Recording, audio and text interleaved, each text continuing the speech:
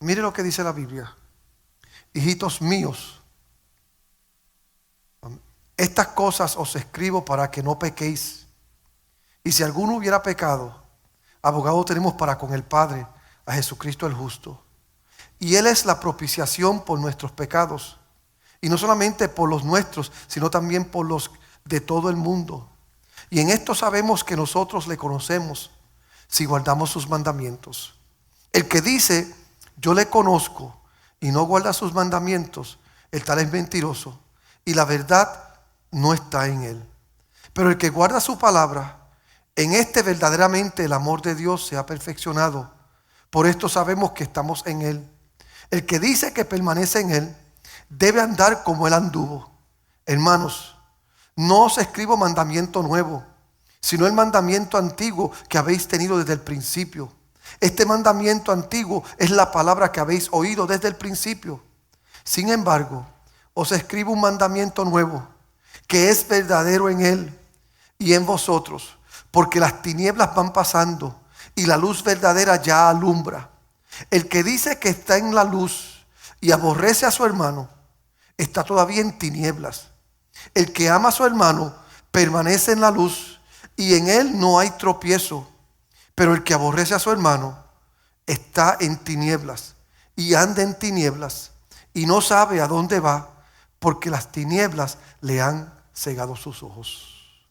Pueden sentarse. Yo empecé a predicarle 3 semanas atrás bajo el tema verdades que bendicen, enseñanzas que nos bendicen. De eso empecé a predicarle. Hoy en particular voy a predicarle bajo el subtema cómo pecar menos. Y eso parece una contradicción porque la Biblia enseña que el que es nacido de Dios no practica el pecado, porque la raíz del pecado no está en él. Y aquí estoy yo enseñándole hoy cómo pecar menos. Pero sea paciente con esta palabra corta que le voy a predicar y deje que le bendiga. Mire, ningún otro libro del Nuevo Testamento habla tanto de la seguridad de la salvación del creyente como Primera de Juan. No hay otro libro. Porque la salvación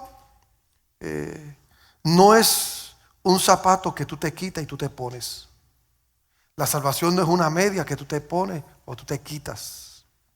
Y yo sé que hay debates en los círculos cristianos de si la salvación se pierde, si la salvación no se pierde, si somos salvos y siempre salvos. Y estamos en esos debates dentro de nuestros círculos, que yo creo que son debates equivocados.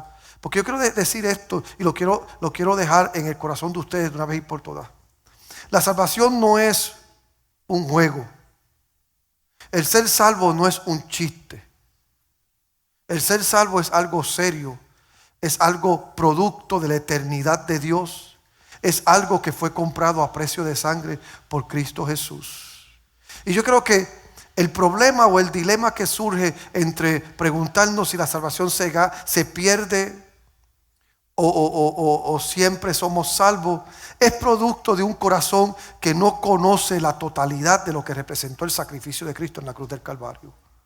Porque cuando usted comprende la totalidad del sacrificio de Cristo en la cruz del Calvario, usted entiende que una vez que usted ha creído en Cristo Jesús y usted lo ha aceptado como su Salvador y usted ha sido lavado por la sangre preciosa de Cristo,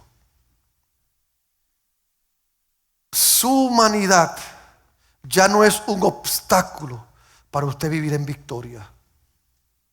Por lo tanto, usted no tiene que vivir aterrado de que si usted hace un chiste y otros lo consideran inapropiado, usted perdió la salvación. Que si usted tuvo un sueño y ese sueño no fue muy apropiado, usted perdió la salvación. Que si usted cometió un error y ese error, amén, le hace sentir a usted culpable, usted pierde la salvación. Eso es un error del mismo infierno para que usted viva en miedo. Pero también un error del mismo infierno pensar que podemos vivir como queremos y burlarnos de la santidad de Dios y quedar sin consecuencias. Yo creo que esa temática es una temática de dos extremos que le hace daño al creyente en vez de bendecir al creyente. Pero hoy yo me quiero enfocar en la aseguranza, en la verdad de que tú eres una persona que Dios te llamó y eres salvo. Mire, primera de Juan 1 al 5 y del 3 al 10 enfatiza la verdad de que Dios es luz. Primera de Juan 3, 11 y 5, 12 enfatiza la verdad de que Dios es amor. Y siguiendo su declaración en el versículo 5 de que Dios es luz, Juan entrelazará 6 sí cláusulas y 3 si decimos declaraciones en primera de Juan 1, 6, 8 y 10. ¿Qué es lo que le estoy diciendo? Que Juan entiende que Dios es luz. Y Juan entiende que Dios es amor. Y él entiende que esa es la verdad que debe bendecir nuestra vida. Pero si es la verdad que bendice nuestra vida, si es la verdad que nos da victoria, si es la verdad que nos acerca al Padre, y si esa es la declaración nuestra, pues debe haber unas manifestaciones de esa verdad en nosotros. Yo no puedo decir que estoy en victoria, pero estar arrastrado por la derrota. Yo no puedo decir que Cristo es más grande en mi vida, pero vivir como que es el Dios pequeño de mi vida. Yo no puedo decir que Él es el Dios que gobierna mis emociones y tener mis emociones en todas partes, todas revueltas. Si Dios es el Dios que me da la victoria, yo ando en victoria. Si el amor de Dios es el amor que gobierna mi vida, pues todas mis emociones y mis sentimientos están conectadas a esa verdad. Si Él es el Dios que derrota gigantes en mi vida, pues yo no vivo aterrado por los gigantes que vienen a amenazarme. O dale ese aplauso a Dios. Entonces la verdad de Dios es esta: si yo digo que tengo a Dios, si yo digo que vivo para Dios, y eso es lo que dice Juan en primera de Juan, si yo digo que tengo a Dios, si yo digo que vivo para Dios, si yo digo que Dios es la verdad de mi vida, ¿qué pasa cuando peco? ¿Qué pasa cuando fracaso? Porque tengo que ser honesto con ustedes. Todos nosotros hacemos declaraciones y afirmaciones. Y todos nosotros abrazamos verdades que nos bendicen. Pero si somos honestos, en una gran mayoría de nuestra existencia, esas verdades que abrazamos, que nos bendicen, las abrazamos por fe. Las abrazamos en base a convicciones que tenemos. Porque muchas veces es probable que nosotros seamos como los payasos, que por fuera estamos riendo, aunque por dentro estemos llorando. Muchas veces hacemos declaraciones y afirmaciones que son las afirmaciones y las declaraciones que bendicen nuestras vidas. Pero el entorno nuestro contradice eso. Estás declarando victoria en tu matrimonio, pero uno de los dos está hablando de divorcio. Estás hablando de salud en Cristo, pero tienes un diagnóstico en la mano serio. Estás hablando de prosperidad, pero te quedaste sin trabajo. ¿Cuántos han vivido eso? Levanten la mano los que han vivido eso. Nosotros vivimos eso. Entonces la pregunta es, si decimos, si confesamos y si insistimos en vivir, ¿qué pasa cuando peco? O cuando fallo, o cuando no estoy donde debo estar. Por primera vez de 7 veces en esta carta, a mí me encanta esta parte. Juan usa la frase mis hijitos 7 veces, y por eso es que me encanta primera de Juan. 7 veces Juan dice y le habla a sus lectores y les dice mis hijitos. Es un término de cariño y preocupación paternal. Juan se ve a sí mismo como su padre espiritual y él los ve a ellos como sus hijos. Porque cuando él se va a acercar a ellos, él ve el dilema que les aflige a ellos. Porque entiende lo que le dije las semanas pasadas. Se habían metido hombres, falsos maestros y falsos líderes que estaban enseñando una verdad que contradecía la verdad del cielo.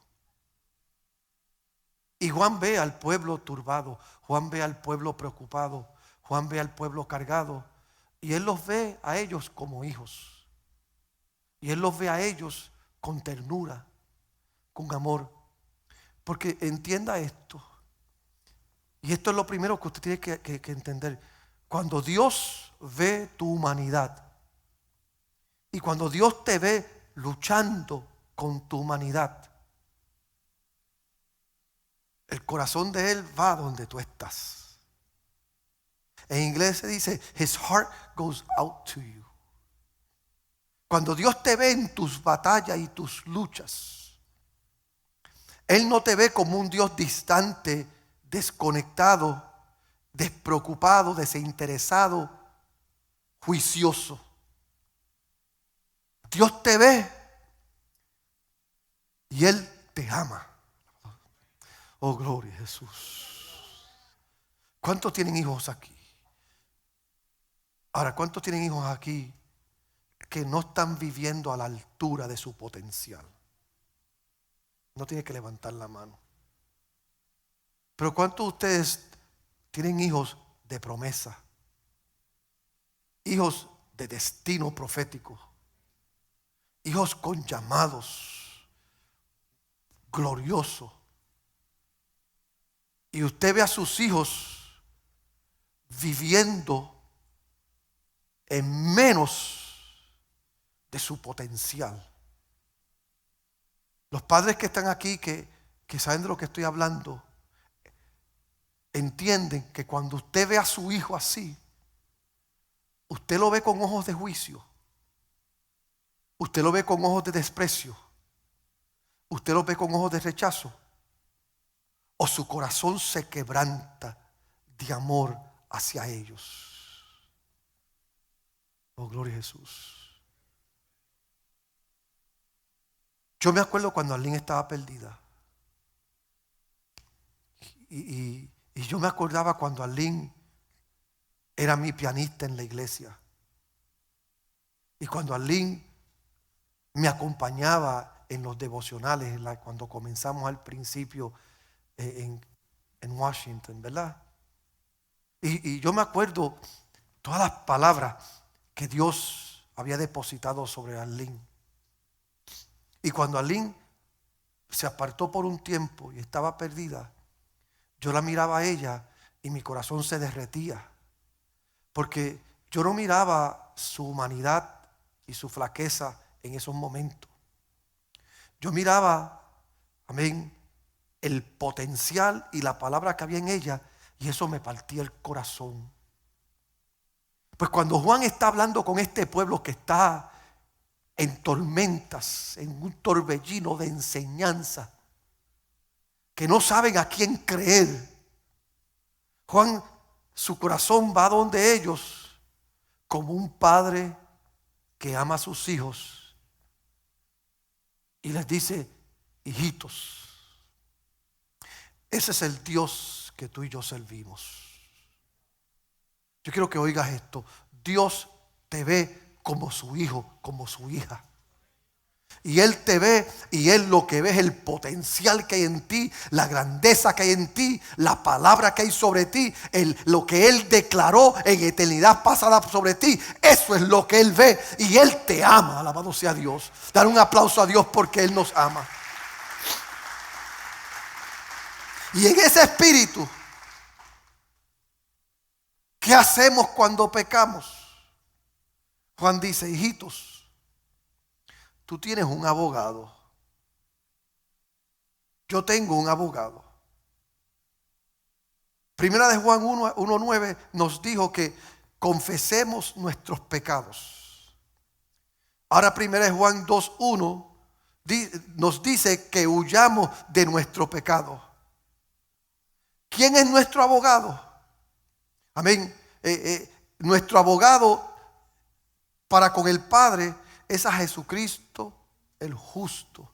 Y Juan dice, cuando te encuentres en esos momentos donde tu humanidad se te trepa, donde tu humanidad se quiere apoderar de ti y quiere hacerte verte menos o ser menos de lo que Dios ha dicho para ti, y la culpa de tu fracaso te atormenta, porque yo me imagino cuando Aliga estaba apartada, yo imagino que ella tenía una culpa, una carga de conciencia, porque sabía que en ella había una palabra depositada, y esa culpa viene del infierno para dañarte. Y Juan está diciendo, cuando llegues a ese lugar, en vez de abrazar la culpa, abraza la idea, la verdad de que tienes un abogado que te defiende, y él nunca ha perdido un caso. La palabra abogado, amén, en griego es paracleto, amén. La palabra aparece 5 veces en el Nuevo Testamento, en Juan 14, 16, 26, 15, Juan 15, 25, 16, 7 y primera de Juan 2, 1. Y 4 veces se refiere al Espíritu Santo. Solo aquí es una referencia a Cristo Jesús. Así que en las otras ocasiones que habla, que usa esta palabra de paracleto, de abogado, se está refiriendo a la obra del Espíritu Santo en nosotros. Este particular se está refiriendo a Cristo Jesús mismo. Y es como una combinación eterna que dice: Cristo es tu abogado y el Espíritu Santo es la unción que fortalece esa verdad en tu vida. ¿Y qué dice la Biblia? El yugo se pudre a causa de la unción. Que no importa lo que esté agobiando tu mente, tu corazón, el yugo se pudre a causa de la unción. La palabra abogado también significa uno que nos ayuda, alguien que está llamado a acompañarnos en un momento de necesidad. Entonces Juan está diciendo: hijitos, esta es la verdad que te bendice, que cuando llegues a ese lugar de tu vida donde las cosas no están o no son, donde los pensamientos no están o no son, donde tus actitudes o tus acciones no están y no son lo que deben de ser, en vez de sucumbir, en vez de hundirte en un sentimiento de culpa y de pecado que te aleja de Dios, abraza la verdad de que tienes un Padre celestial que te dio un hermano mayor y te dio la llenura del Espíritu Santo para que, unido a esa verdad, te levante y venzas al diablo. Alabado sea Dios. ¿Me escuchaste, iglesia? Te dio el poder, te dio la unción, te dio el amor del cielo para que tú sepas que no estás solo. Alabado sea Jesús. Oh, gloria, gloria, gloria, gloria. ¿Cuántos alaban el nombre del Señor en esta tarde? ¿Cuántos alaban a Dios? Este ayudante nos ayuda cuando pecamos, porque cuando pecamos Él nos limpia, cuando pecamos Él nos perdona, y cuando pecamos Él nos ayuda para ser levantado. ¿Por qué esto es importante? Porque tenemos un ayudante en nuestro corazón que se llama el Espíritu Santo, y tenemos un ayudante en el cielo que se llama Jesucristo. Oh, gloria, ¿me estás escuchando? Tenemos un ayudante que se sentó en el corazón nuestro y está obrando en nosotros, llamado Espíritu Santo. Y tenemos un ayudante en el cielo que se llama Jesucristo, enseñándole las marcas al Padre, y el Padre en amor cediendo para restaurarte, para levantarte, para bendecirte. Yo creo que muchos creyentes viven en derrota porque no están claros de la salvación y lo que significa ser salvo. Esto de salvación no es ponerte un zapato y quitarte un zapato. Esto de salvación es que el Dios del cielo pagó el precio por amor, envió a su Hijo, Él pagó el precio y ahora nos dio el Espíritu Santo para que pelee por ti y pelee por mí. O como dice Pablo, tenemos un intercesor en nuestro corazón y un intercesor en el cielo. Esto es poderoso, ¿sabe por qué? Porque hay uno que está peleando por nosotros aquí y hay uno que está peleando por nosotros allá. Yo no puedo perder. Tú no puedes perder porque hay uno que pelea por ti allá y hay uno que pelea por ti aquí. Ya esto no es de que yo haga una oración y se quede en el aire porque hay demonios estorbando la oración. No, esto es que ahora yo oro aquí, Él lo coge aquí y Él mismo lo lleva allá. Y Él desde allá responde y nos envía la respuesta. Y Él viene y la trae aquí. Y el que está aquí me la da el corazón. Oh, hermano, el que está a tu lado y dice, oh, están peleando por ti arriba y abajo. Están peleando por ti en el cielo y en la tierra. Están luchando por tu victoria. No hay por qué estar en derrota. Él está intercediendo por nosotros. Amén. Mire cómo dice Romanos 8:26. Y de igual manera el Espíritu nos ayuda en nuestra debilidad. Pues qué hemos de pedir como conviene, no lo sabemos. Pero el Espíritu mismo intercede por nosotros con gemidos indecibles. Él está obrando en nuestro corazón. Tienes que oír la voz de Dios. Iglesia, tienes que oír la voz de Dios. Hay una voz que está hablando a tu corazón y te está diciendo: yo estoy contigo, no estás solo, no estás sola. Yo te doy la victoria y yo estoy trabajando en ella, en tu corazón. Pero como si fuese poco, Romanos 8:34 también dice: ¿quién es el que condenará? Cristo, el que murió, más aún el que también resucitó, el que además está a la diestra de Dios, el que también intercede por nosotros. Uno está allá arriba y otro está acá abajo. Uno está aquí, alabado sea Dios. El otro está allá peleando. Entonces ahora yo entiendo lo que Pablo dijo en Romanos 8:39. ¿Quién podrá separarnos del amor de Dios que es en Cristo Jesús? No hay diablo, no hay demonio, no hay pensamiento, no hay sentimiento, no hay circunstancia. Él está conmigo. Oh, gloria, gloria, gloria, gloria, gloria al nombre de Jesús. Pero también hay un elemento legal, porque parte de que Él es nuestro abogado me dice a mí de que Él está intercediendo por mí. Él está luchando por mí. Él está peleando por mí. Pero esto de que es un abogado tiene un elemento legal, porque en otra parte de Juan sabemos que Dios tiene, por así decirlo, una sentencia contra los que pecan. Porque mira lo que dice Juan 3:18 al 19. El que en Él cree no es condenado, pero el que no cree ya ha sido condenado, porque no ha creído en el nombre del unigénito Hijo de Dios. Y esta es la condenación, que la luz vino al mundo y los hombres amaron más las tinieblas que la luz, porque sus obras eran malas. Tengo un abogado que me está ayudando. Tengo un abogado que está peleando por mí, en el cielo y en la tierra, en mi corazón y ante el Padre. Así que no puedo perder. I can't lose. Mira que está tu lado y dice: no puedes perder. You can't lose. Eso es el diablo que dice que vas a perder. Y el diablo es un mentiroso. Y es un mentiroso que está derrotado. Pero entiende esto. No solamente tengo un abogado, sino que tengo a Jesús como propiciación. Juan ahora nos informa que ¿por qué Jesús puede interceder como abogado? Jesús puede ser nuestro abogado porque hizo una propiciación, una expiación por nuestros pecados.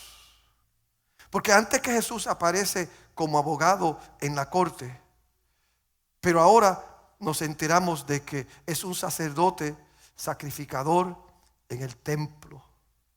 Porque no solamente está peleando y batallando para defenderme a mí. Él está en la misma presencia de Dios, efectuando la verdad del sacrificio que él hizo en la cruz del Calvario. La propiciación trata sobre la eliminación de la culpa. Propiciación es la eliminación de la ira. Porque Dios está enojado por el pecado. Porque entiende esto. Por más que yo amara a Lynn y por más que mi corazón iba donde estaba ella en amor, siempre que la veía siendo menos de lo que Dios dijo que ella era, eso me causaba coraje. ¿Cuántos de ustedes han tenido hijos que están dando menos de lo que deben dar y a usted eso le da coraje? Que usted le diga, bota esta basura. Ay, está pesada. Muchachos con ese cuerpo que se pasan en el gimnasio, tú sabes, y tú los ves que caminan así. No tú, Amaro, tú no, ok. Pero tú ves estos chamacos por aquí que tú los ves que caminan así, que están todos toscos. Y tú le dices, coge esa caja. It's too heavy. Por favor. ¿Cuántos, por lo menos los papás que están aquí, que han vivido eso, les da un coraje a usted? Y usted a lo mejor está más viejo que ellos y tiene más millaje que ellos y a lo mejor no tiene el cuerpo que tiene ellos. Muchachos, salte en medio, agarra esto aquí. Y después te vas al cuarto. ¿Cuántos papás saben de lo que estoy hablando aquí? Pues ¿sabe qué? La Biblia enseña que Dios, que Cristo Jesús, a través de la obra del Espíritu Santo, está peleando por nosotros, está intercediendo por nosotros en el cielo y en la tierra, en el corazón nuestro y ante el Padre. Pero eso no niega la verdad de que tu flaqueza, tu debilidad, tu falta de realización en Él, no tú, la acción ofende a Dios. Y tú dices, pero ¿por qué así? Porque entiende esto, el pecado se trata principalmente de Dios. La esencia del pecado se trata de Dios y no de ti. Porque la esencia del pecado es declarar que no necesitas a tu hacedor, que estás bien, muchas gracias, no me haces falta. La esencia del pecado es la eliminación de Dios. El pecado es menospreciar a Dios.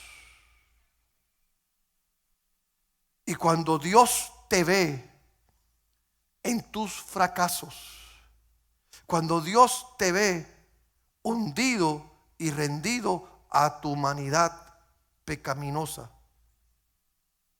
y Él ve que no te levantas de ahí y que sigues ahí, Él lo que ve es que tú le estás diciendo, déjame aquí, tú no puedes hacer nada por mí. Déjame aquí, no te necesito. Déjame aquí, I don't need you. Y se acuerda que cuando Juan les dijo a ellos, hijitos, ¿cuántos hijos hay aquí? How many sons and daughters are here? Lift, hijos, hijas que están aquí, levanten la mano. Sons and daughters who are here. Levanten la mano, hijos, hijas que están aquí. Usted tiene una mamá, un papá, levante la mano.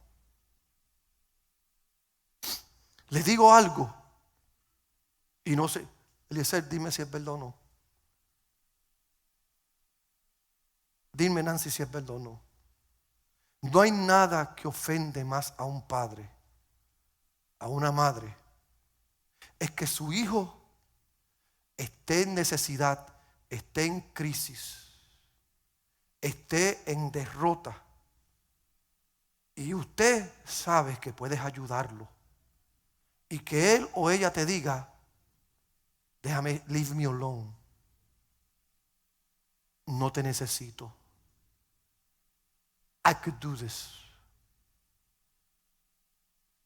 ¿Verdad que eso ofende? Eso ofende en la raíz. Que alguna vez tú le has dado un consejo a tu hijo, a tu hija, y se ha burlado de ti. Y tú lo percibes que se burló de ti. ¿Verdad que eso ofende? It hits you at the core. Porque nosotros como padres, nuestra naturaleza es estar ahí por nuestros hijos. Nosotros como padres, Cristal llega a casa, Nelson llega a casa, Arlene llega a casa, Melvin llega a casa. Y después de darle la bendición, que es lo primero que le digo, ¿tienen hambre? ¿Comiste? Right? Siempre, ¿comiste? ¿Tienes hambre? Yo salgo con ellos y aunque ya ellos tienen sus propias vidas y nosotros salimos a comer en un restaurante y yo no les pregunto a ellos, ¿van a pagar? No, yo automáticamente, yo soy papá, yo pago. Y a veces Arlene dice, papi toma, o Arlene, o Cristal, o Megan, o Melvin, o cualquiera dice, papi, no, es ok, porque yo me quiero sentir como que soy el papá, que yo todavía puedo cuidarlos. Y aunque ellos ya tienen sus vidas, a mí me hace sentir bien el sentir de que todavía me necesitan.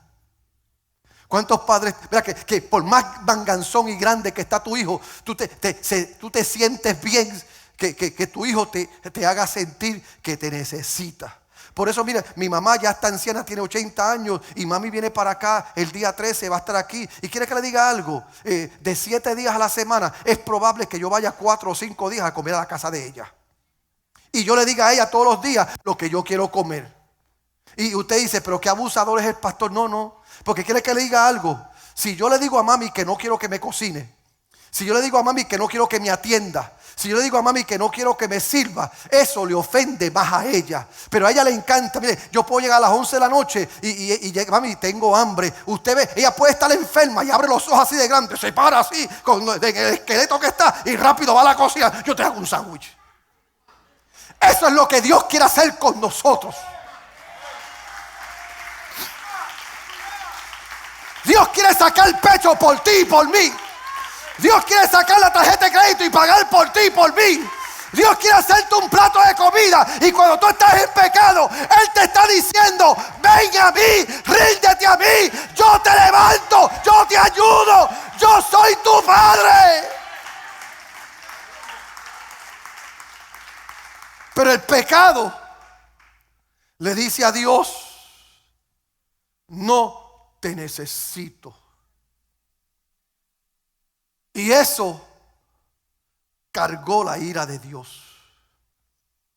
Y la ira es la oposición firme de Dios a todo lo que es malo.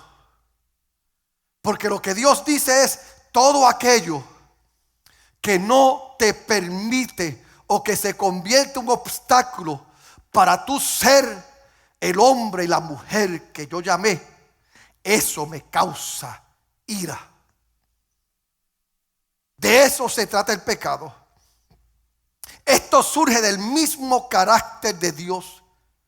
Por eso es que el pecado ofende profundamente a Dios. Dios no está más enojado en el Antiguo Testamento y más amoroso en el Nuevo Testamento. Si Dios no estuviera enojado con el mal, legítimamente debiéramos cuestionar si Dios es bueno. Pero como Él es bueno, es imposible que Él vea el mal que azota a la humanidad y se quede cruzado de brazos. Si mis hijos tuvieran hambre y a mí no me importara, si mis hijos tuvieran necesidad y a mí no me importara, si mis hijos estuvieran en crisis y yo le diera la espalda, entonces ellos pueden cuestionar mi amor y mi bondad hacia ellos. Pero como ellos saben que cuando están en necesidad y cuando están en crisis, el primero que dice presente soy yo. Ese es el Dios que yo les sirvo.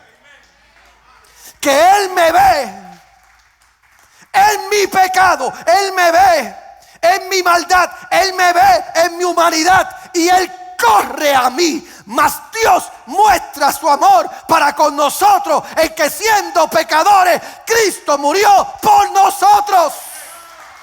Oh, dale ese aplauso a Dios.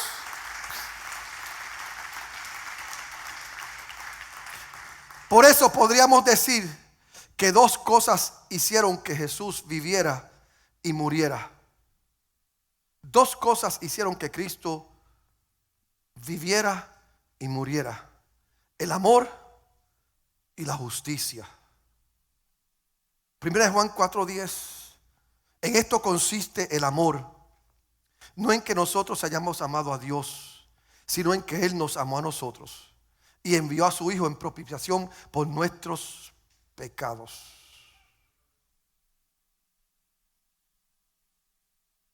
Pero Juan 3:16 dice: porque de tal manera amó Dios al mundo, que dio a su Hijo unigénito, para que todo aquel que en él cree no se pierda, mas tenga vida eterna. El amor de Dios envía a Cristo. La justicia de Dios mata a Cristo. ¿Lo entiendes? El amor de Dios envía a Cristo para salvarnos. La justicia de Dios demanda sangre. Dios es amor, misericordia e ira, y todo ha sido aumentado en el Nuevo Testamento. Por eso Romanos 3:25 dice: a quien Dios puso como propiciación por medio de la fe en su sangre, para manifestar su justicia a causa de haber pasado por alto en su paciencia los pecados pasados. Y yo quiero decirle algo que a lo mejor le va a volar la cabeza a usted, pero reciba esto. Dios no había simplemente perdonado el pecado y olvidado el castigo en generaciones pasadas. Él había perdonado los pecados, pero había acumulado su justa ira contra esos pecados. Él perdonó el pecado de ellos. Él perdonó el pecado tuyo y mío. Pero su justicia por vengarse de ese pecado había sido acumulada. Era como que Dios dijo: Elías, te perdono. Elías perdonado, pecados de Elías acumulados en justicia. Eliseo, te perdono. Eliseo perdonado, pero lo que te hizo pecar acumulado. Y era como que el banco de Dios, la tolerancia del cielo contra el pecado acumulado, había llegado a su clímax. ¿Y qué es lo que pasa? Envía a su Hijo para remediar eso, porque ya el pecado acumulado de las edades había llegado a la corona del cielo. Y Él le dice a Cristo: ve, porque no soporto más. No soporto que sigan pecando, no soporto que sigan acumulando, no soporto que sigan en derrotas. Los perdono, pero esta derrota está siendo acumulada aquí. Ve y da tu vida. Y Cristo viene y va al Calvario y va a la cruz. ¿Y qué es lo que hace Dios? Descarga su ira sobre su único Hijo. Toda esa ira acumulada por pecados pasados y futuros los descarga en Cristo Jesús. Y usted dice: pastor, ¿pero dónde usted saca eso? Eloi, Eloi, lama sabactani. Dios mío, ¿por qué me has desamparado? Es como que Cristo dijo: yo vine a morir por ellos, pero yo no sabía que la ira era tanta. Yo no sabía que la descarga era tanta. Yo no sabía que el dolor era tanto. Y el Padre en el cielo diciendo: es que llevo edades y habrá futuro que está colmando la copa y tenía que soltar esto, y tú eres el único que podía resistirlo. Por eso Por eso hay un cielo y un infierno. El hombre no entiende el infierno, porque el hombre ve el infierno desde una perspectiva humana.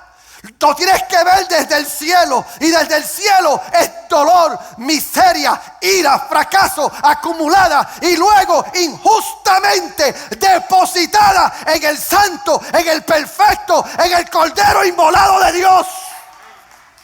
Oh, gloria, gloria, gloria a Jesús.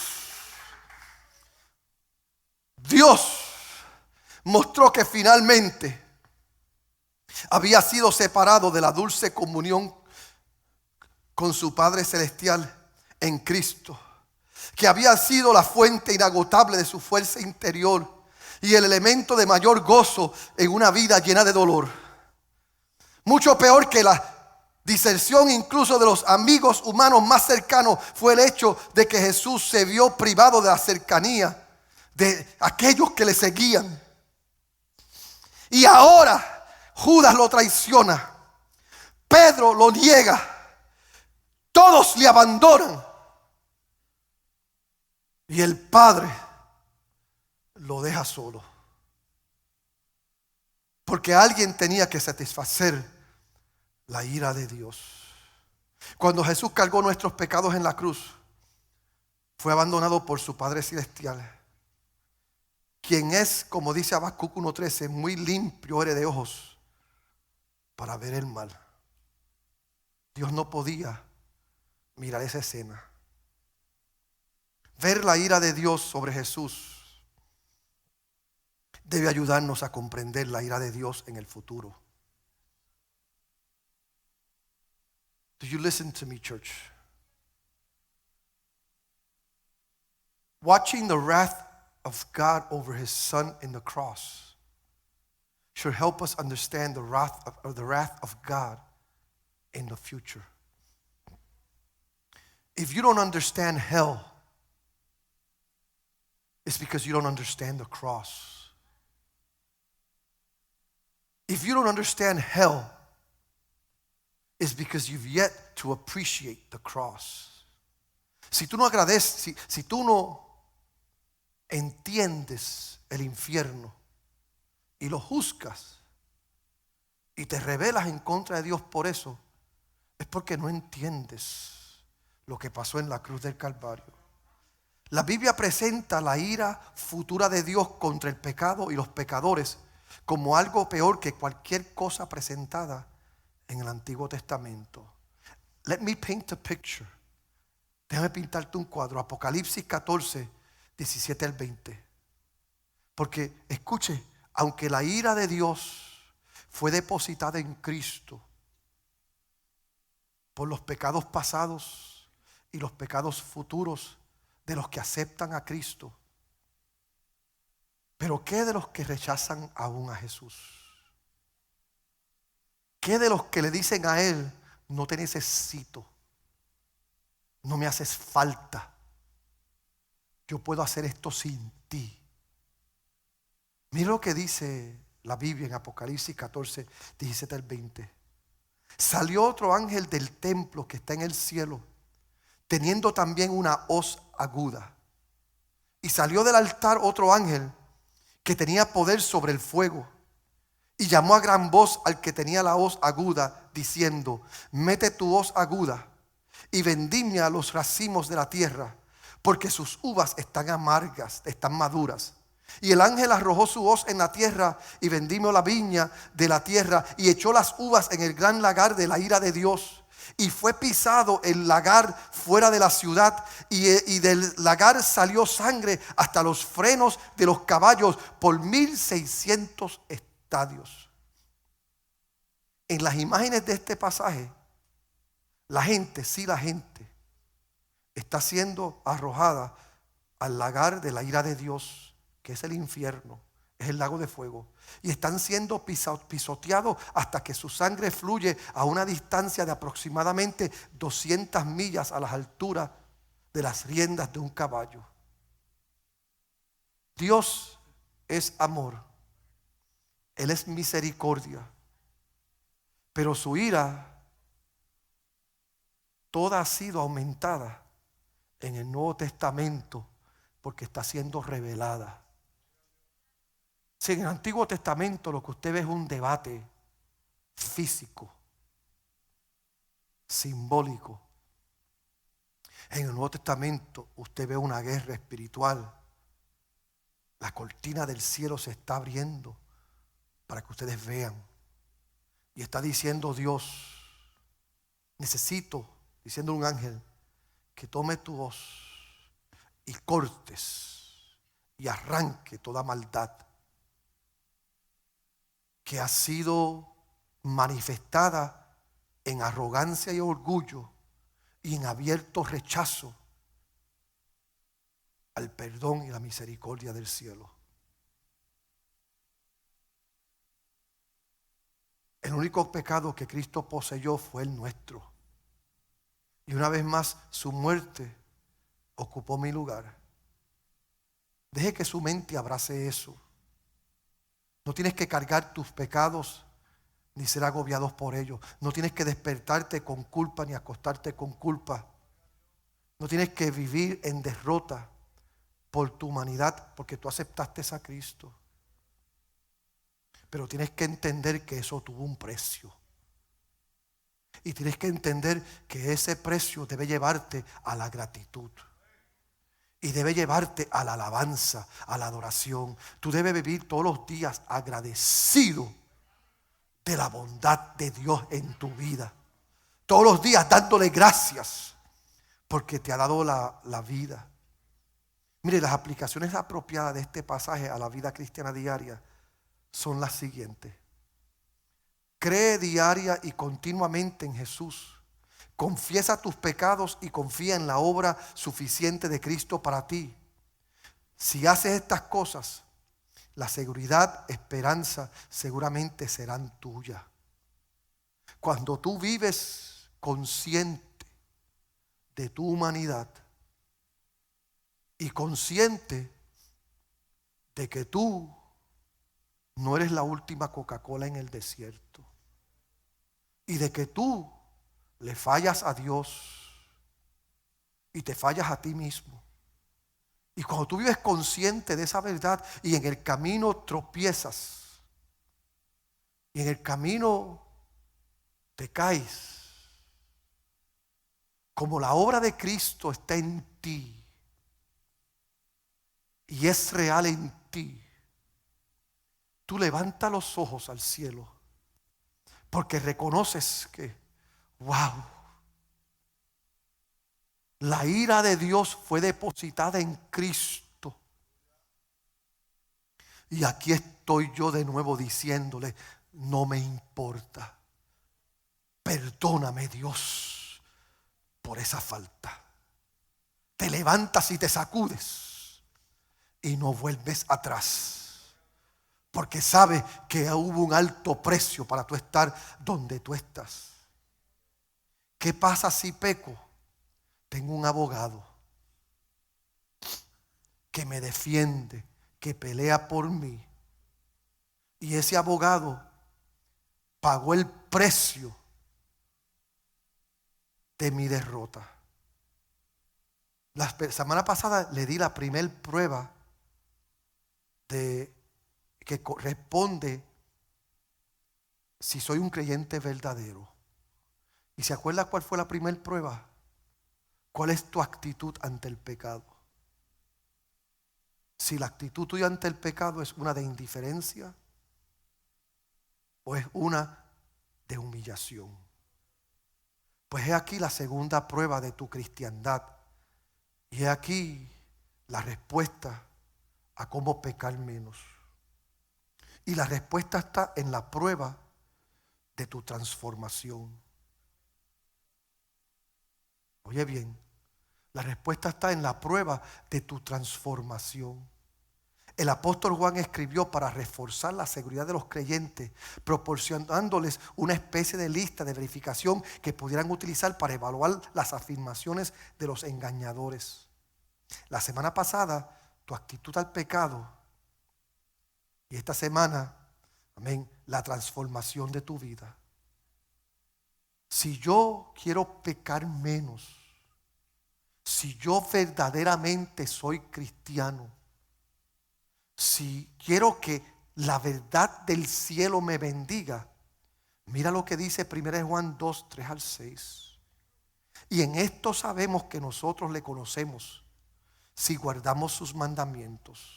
El que dice yo le conozco y no guarda sus mandamientos, el tal es mentiroso y la verdad no está en él. Pero el que guarda su palabra, en este verdaderamente el amor de Dios se ha perfeccionado. Por esto sabemos que estamos en él. El que dice que permanece en él debe andar como él anduvo. ¿Quieres pecar menos? Abraza la obediencia y deja que la obediencia dé testimonio de tu andar cristiano. ¿Qué es la obediencia? La obediencia es la disposición de permitir que la voluntad tuya, amén, sea conquistada por la voluntad de Él. Eso es obediencia.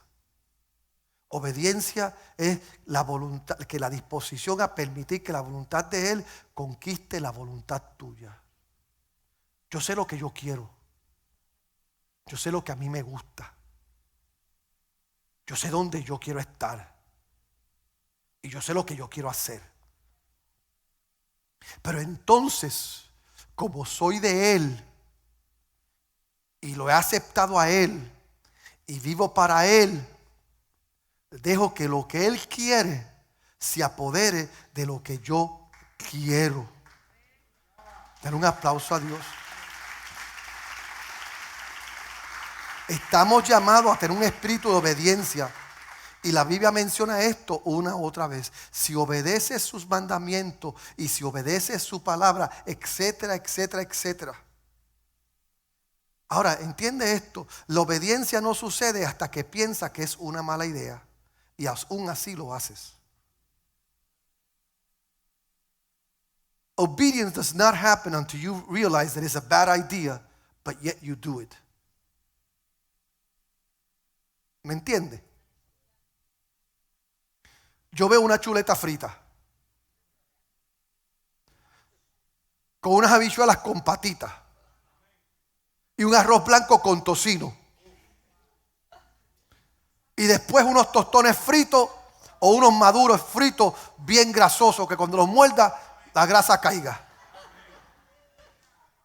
Yo veo eso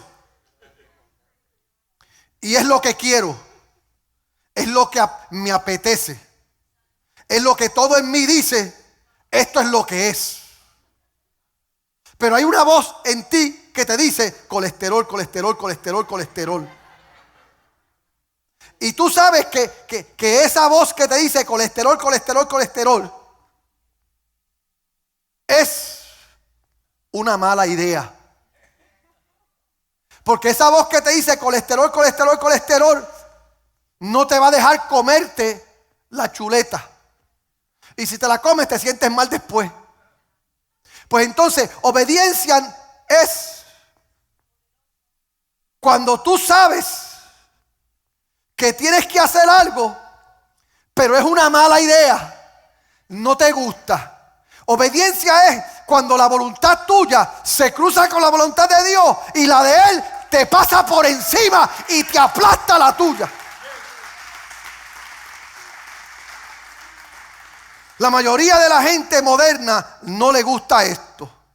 Todas las diversas ópticas modernas del mundo no ayudan a la disciplina moral, porque nunca vamos en contra de lo que nos parece correcto. Lo que pensamos que es correcto, lo que nos gusta, eso es lo que queremos hacer.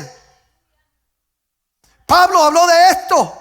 Pablo dijo, el mal que no quiero hacer ese hago, el bien que quiero hacer no lo hago. ¡Ay de mí! La cultura nuestra nos dice a nosotros, no sé lo que es disciplina, no entiendo lo que es disciplina y no entiendo lo que es sujetarme. Si deseas tener disciplina física, mira lo que sucede. Te despiertas temprano por la mañana y se siente absolutamente riquísimo quedarte acostado. ¿Cuántos saben de qué estoy hablando? ¿Quieres saber lo que es disciplina? Te paras frente al gimnasio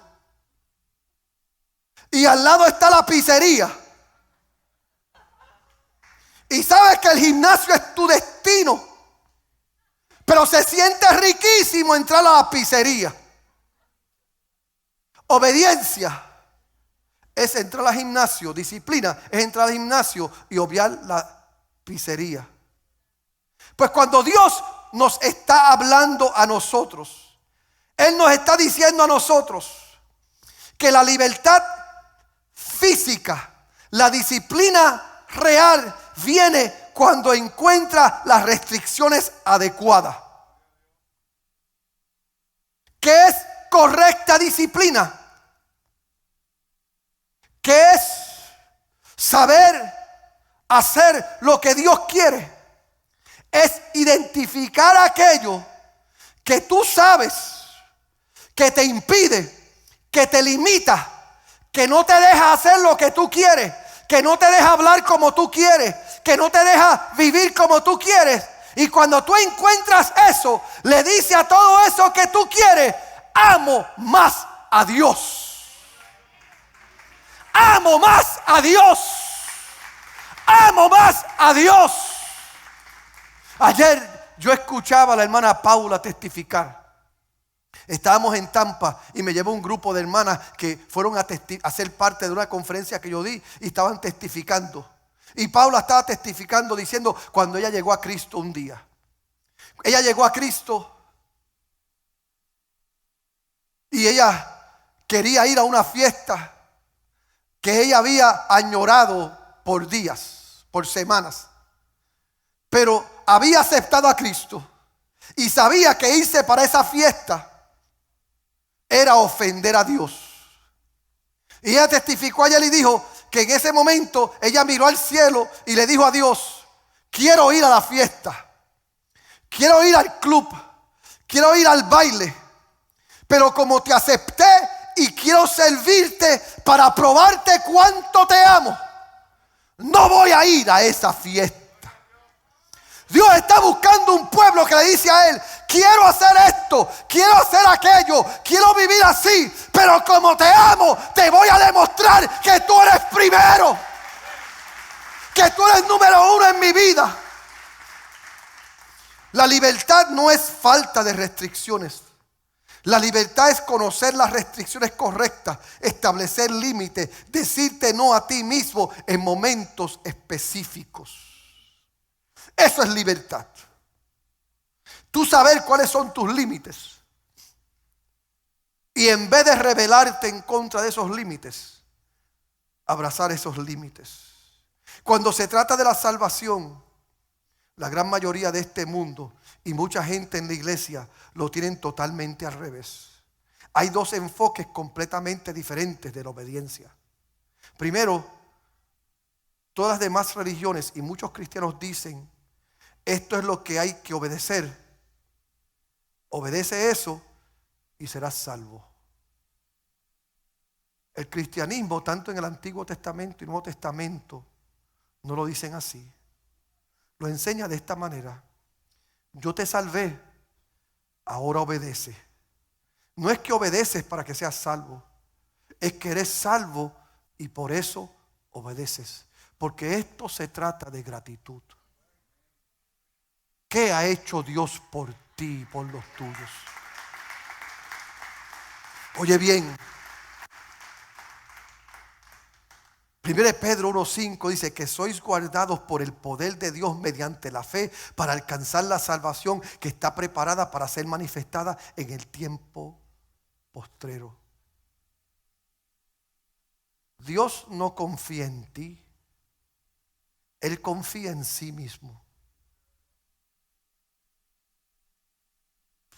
Repito, no es que Dios confía en ti, es que confía en Él. ¿Y qué es lo que Él confía? Él confía que si Él dio lo mejor de Él por ti y para ti, pues la reacción inmediata es: yo voy a darle lo mejor a Él y para Él. Esto se trata de ser agradecidos. Esto se trata de que Dios podía haber depositado su ira sobre ti y hubiese podido castigarte a ti.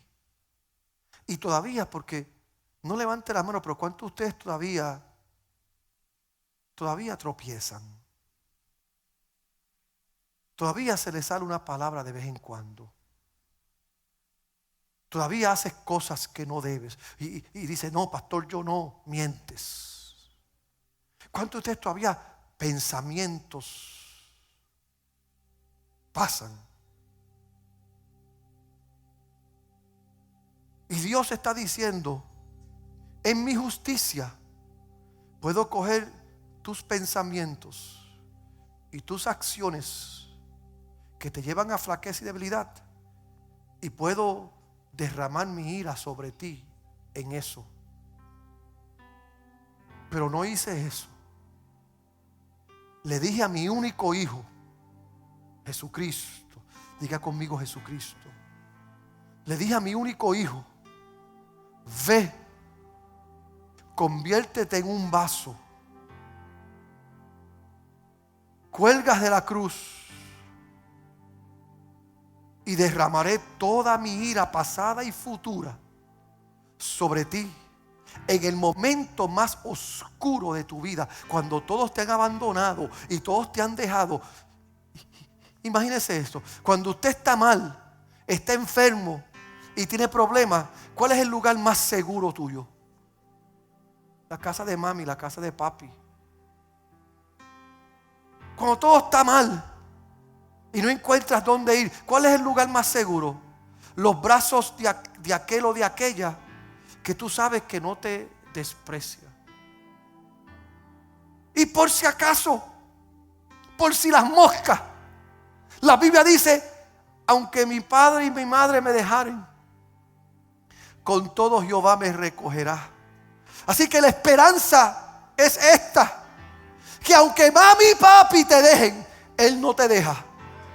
Pero aquí está Cristo, sin mami y sin papi, mirando al cielo. ¿Pero qué pasó? ¿Por qué me dejaste tú también? Y Él diciendo, hijo, es que la ira era tanta, y de la única forma que podía ser satisfecha el perdón de Alfredo de Yadián, el perdón de Yanitzi Allen, el perdón de Aide, la única manera que podía ser satisfecha era depositando la ira sobre ti. Y cuando lo hice, no podía mirarte, tuve que dejarte. Y Dios dice, ¿agradeces eso? Are you grateful for that? Do you see it? ¿Lo ves? Está ahí, está en tus narices. Yo acabo de explicártelo, ¿lo ves?